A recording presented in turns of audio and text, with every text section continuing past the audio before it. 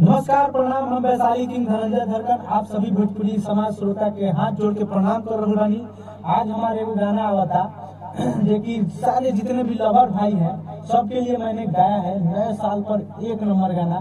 तो आप लोग से रिक्वेस्ट है कि जितना से जितना ये गाना शेयर करें, अपनी गर्लफ्रेंड को भेजें। 100% आपकी गर्लफ्रेंड खुश हो जाएगी। ये दावा के साथ मैंने ये गाना गाया है वैशाली रिकॉर्डिंग स्टूडियो के माध्यम से।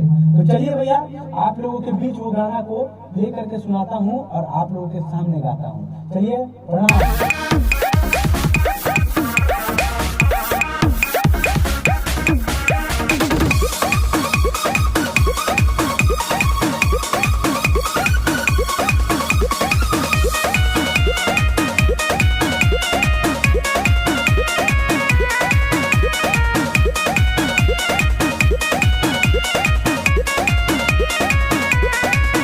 चुम्मा ले हर जानू आसो गोरे गाल में, तू के करब प्रपोज नया साल में।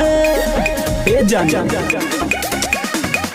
चुम्मा ले हर जानू आसो गोरे गाल में, तू के करब प्रपोज नया साल में। छपल बा तोहरे नाम ये जानू, दिल धड़कन या हार्ट पर आई लव यू हम लिख के भेजले बानी ग्रीटिंग कार्ड पर। आई लव यू हम लिख के भेजले बानी ग्रीटिंग कार्ड पर। प्यार के डाइवर्सन से होके खाड़ बानी ये याद पर।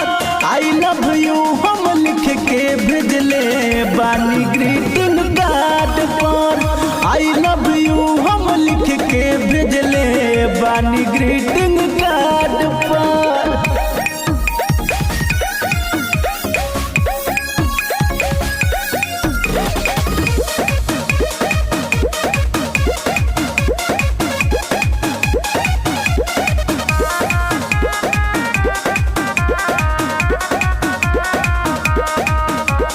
डेट बजानू 1 जनवरी हमनी के मिले के, पार्टी पिकनिक डीजे बजा के मस्ती में ही लेके मस्ती में ही लेके।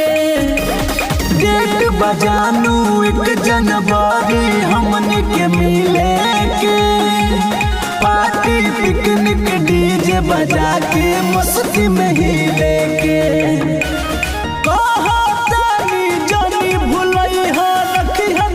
मोर बात पर आई लव यू हम लिख के भेजले बानी ग्रीटिंग कार्ड पर।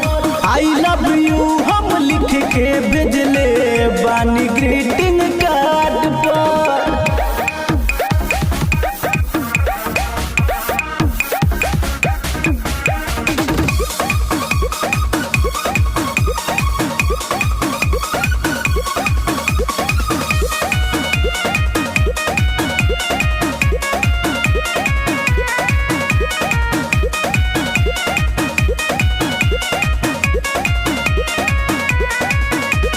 धड़कन धनंजय सागर सारा मीटर जाने ले।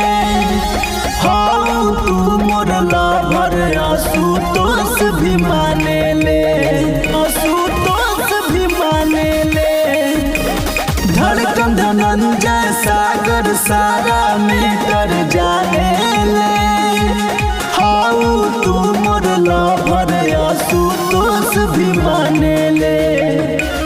भले ही हो भैया तोर मनिस्टर कुदेला बॉडी गार्ड पर। आई लव यू हम लिख के भेजले बानी ग्रीटिंग कार्ड पर। आई लव यू हम लिख के भेजले बानी ग्रीटिंग कार्ड पर। Vaishali recording studio Madhopur. Contact number 7352333374।